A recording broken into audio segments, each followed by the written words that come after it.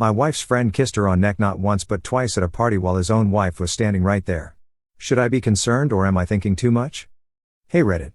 Last weekend, my wife and I attended a party hosted by one of our mutual friends. It was meant to be a relaxing evening, an opportunity to socialize, have some drinks, and enjoy good company. I was looking forward to unwinding after a long week and spending some time with friends. My wife was excited too. She loves social gatherings and always thrives in these settings. For the most part, the party started like any other. We arrived, greeted everyone, and quickly found ourselves chatting with different groups. It felt normal, even enjoyable, but as the night progressed, something happened that I can't stop thinking about. The evening had a great vibe. The host had gone all out, with great food, drinks, and music that kept everyone in high spirits. People were laughing, joking, and moving from one conversation to another. My wife and I naturally split off as we usually do at social events. She is much more social than I am and was soon chatting with a group of friends near the kitchen. I stayed back with a few guys near the grill, talking about sports, work, and other casual topics. One of the people at the party was a guy named Mark. Mark has been a close friend of my wife's for years. They knew each other long before I came into the picture, and while I have never had a problem with their friendship, I've always found Mark to be different.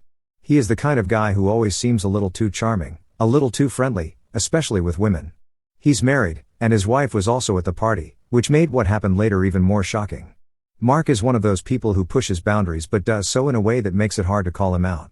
He's touchy, always hugging my wife when he sees her, sometimes holding on for what feels like longer than necessary. He jokes a lot, sometimes bordering on flirty comments, but always with a playful tone that makes it easy to dismiss. I've noticed these behaviors over the years, but I never said anything. My wife always brushed it off as him just being his usual self, and I didn't want to seem insecure or controlling. As the evening went on, I couldn't help but notice that Mark was spending more time around my wife than usual. They were standing in a group near the kitchen, laughing and talking. I tried to focus on my own conversation, but my eyes kept drifting toward them. Something about the way he was interacting with her didn't sit right with me. He stood close to her, leaned in when he talked, and kept finding reasons to touch her arm or shoulder. Then it happened. I saw Mark lean in toward my wife. At first, I thought he was just whispering something to her, but then I saw him kiss her neck. I froze. My immediate reaction was disbelief. Maybe I had misunderstood what I saw. Maybe the angle made it look like something it wasn't. But before I could process it, he did it again. He leaned in and kissed her neck a second time. This wasn't some quick, friendly gesture. It was deliberate. He leaned in slowly, kissed her, and lingered just long enough to make it feel personal and intimate. My wife didn't push him away or even look upset. Instead, she laughed an awkward, nervous laugh, the kind people make when they don't know how to react. I stood there, my mind racing. I couldn't believe what I was seeing. His wife was just a few rooms away, mingling with other guests. And here he was, blatantly crossing a line in front of everyone, including me. My stomach turned. I felt anger, confusion, and betrayal all at once. For the rest of the night, I couldn't think about anything else. I kept replaying the moment in my head, trying to make sense of it. Should I walk over and confront him? Should I pull my wife aside and ask her what was going on? Should I leave the party altogether? I didn't want to make a scene, especially in front of so many people, so I decided to wait until we got home to address it. When the party finally started winding down, my wife and I said our goodbyes and headed to the car. As soon as we were alone, I couldn't hold it in any longer. I turned to her and asked what the hell was going on with Mark. At first, she looked confused, like she didn't know what I was talking about. When I explained what I saw, she sighed and said it was nothing. She told me that Mark was probably drunk and just being silly, and that I was overthinking it. She said it didn't mean anything and that I needed to let it go. Her response didn't sit well with me. I told her that it didn't look harmless from where I was standing. I asked her how she would feel if one of her friends kissed me on the neck like that. She didn't have much of an answer and just told me I was making something out of nothing. She insisted that Mark was just being playful and that it wasn't worth getting upset over. But I can't stop thinking about it. It's not just about what happened at the party. It's about the fact that Mark felt comfortable enough to do that in the first place. If he is willing to kiss her neck in public, in front of so many people, what does that say about how he behaves when no one is around? And why didn't my wife seem more bothered by it? I haven't confronted Mark yet, and I'm not sure if I should. Part of me feels like I need to say something, to let him know that what he did was completely inappropriate. But another part of me worries about stirring up unnecessary drama. His wife didn't seem to notice anything, and I don't want to create tension if I don't have to. At the same time, I feel like this crossed a line. It wasn't just a friendly gesture, it felt personal, intimate, and completely inappropriate. And the fact that my wife didn't seem to mind or at least didn't react in a way that showed she was uncomfortable makes me question everything. I've been going over this in my head nonstop since that night. Was it really as innocent as my wife claims? Or is there something more going on here that I'm missing? I don't want to jump to conclusions or make accusations without evidence, but I also can't ignore the pit in my stomach.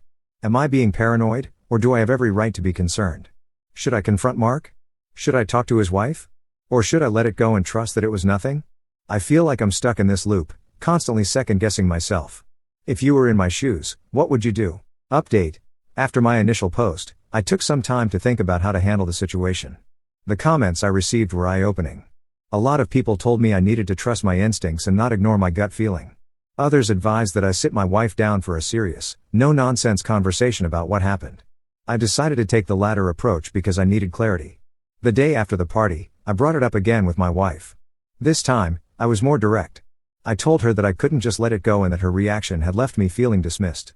I asked her to really think about how it looked from my perspective seeing another man kiss her neck twice, and not just any man, but someone she's been close friends with for years. I asked her if she understood why it was bothering me so much. She sighed and said that she had already explained it. She insisted again that it was nothing, that Mark was being playful and that he had had too much to drink. She said she didn't think much of it at the time because she knows Mark and doesn't see him in that way. She even added that his wife was nearby, so it wasn't like he was trying to hide anything. I told her that the fact that he did it in front of so many people didn't make it better, it made it worse. It made me question how much respect he has for boundaries and for me as her husband. I asked her why she didn't push him away or at least make it clear that what he did was inappropriate. She said she didn't want to cause a scene and didn't think it was worth making a big deal over. The conversation ended with her reassuring me that there was nothing to worry about and that she loved me. She said she understood why I felt the way I did but asked me to trust her. I wanted to believe her, but something still felt off. I decided to keep an eye on things and see if anything else came up. I wasn't ready to confront Mark just yet, but I knew I couldn't let this go entirely. Another update. A week passed, and things seemed to go back to normal, or at least that's how my wife acted. She didn't bring up the situation again, and everything between us felt the same on the surface. But I couldn't shake the nagging feeling in the back of my mind. I started paying closer attention to how she interacted with Mark. I didn't want to become paranoid or obsessive, but I needed to know if there was anything I was missing. A few days after the party, we ran into Mark and his wife at another gathering. I tried to act casual, but I couldn't help watching their interactions closely. Mark was his usual self, charming, friendly, and a little too touchy for my liking. He didn't do anything blatantly inappropriate this time, but I noticed the way he looked at my wife. It was subtle, but there was something in his eyes that made me uneasy. My wife didn't seem to notice, or, if she did, she didn't acknowledge it. Later that evening, when we were back home, I asked her if she had noticed anything unusual about Mark's behavior. She seemed annoyed and said that I was reading too much into things. She told me that I needed to let it go and that I was going to drive myself crazy over nothing. I decided that I couldn't keep this to myself anymore. I reached out to a close friend of mine, someone I trust completely, and told him everything. He listened carefully and didn't judge me for how I was feeling. He told me that while it was possible that I was overthinking things, it was also possible that my instincts were picking up on something real. He suggested that I have a calm, private conversation with Mark to clear the air. The idea of confronting Mark made me nervous, but I knew it was something I needed to do. The next time I saw him, I pulled him aside and told him I wanted to talk. I told him that I didn't appreciate what he did at the party and that it crossed a line. Mark's reaction caught me off guard. He laughed it off and said I was being too serious. He claimed that it was just a joke and that my wife didn't seem to mind, so he didn't think it was a big deal. I told him that it was a big deal to me and that I expected him to respect my wife's boundaries and mine. He apologized, but it felt insincere. I left the conversation feeling even more uneasy than before. Final update.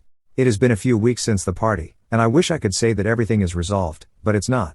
The situation has taken a toll on my marriage and my mental health. After my conversation with Mark, I sat down with my wife again and told her everything, how I was feeling, how Mark's behavior made me uncomfortable, and how her reaction left me feeling unsupported. I told her that I needed her to understand how much this was affecting me and that I couldn't just move on without addressing it fully.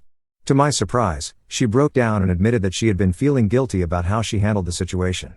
She said she hadn't realized how much it was bothering me and that she had been trying to avoid the conflict because she didn't want to deal with the fallout. She apologized for brushing off my feelings and promised to set clearer boundaries with Mark going forward. We also talked about Mark's behavior in general. She admitted that he can be a little too touchy at times but insisted that she has never seen him as anything more than a friend. She agreed to talk to him and make it clear that his actions were inappropriate and won't be tolerated in the future. True to her word, she had a conversation with Mark. According to her, he apologized and promised to be more mindful of boundaries. She said that he seemed genuinely remorseful, but I still can't shake the feeling that he knew exactly what he was doing that night. As for his wife, I decided not to involve her. Part of me wonders if she knows how her husband behaves and has chosen to ignore it, but that's not something I can control. Things between my wife and me are slowly improving. We've been communicating more openly, and I've been trying to rebuild the trust that was shaken by this whole ordeal. It's not easy, but I'm hopeful that we can move past this.